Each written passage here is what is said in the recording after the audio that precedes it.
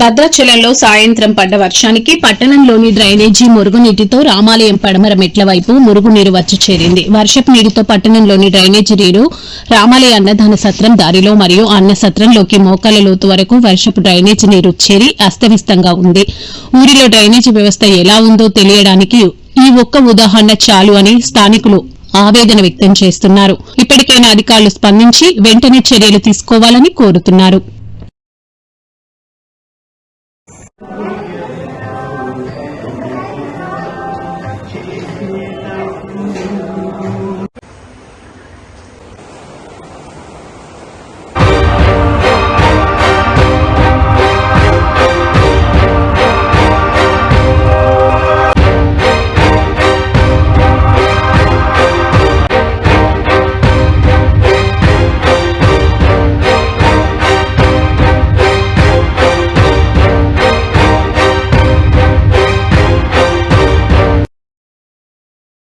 ఇటువంటి మరెన్నో వీడియోల కోసం మా ఛానల్ ని సబ్స్క్రైబ్ చేసుకోండి. పక్కనే ఉన్న బెల్ ఐకాన్ ని క్లిక్ చేసి యాక్టివేట్ చేసుకోండి.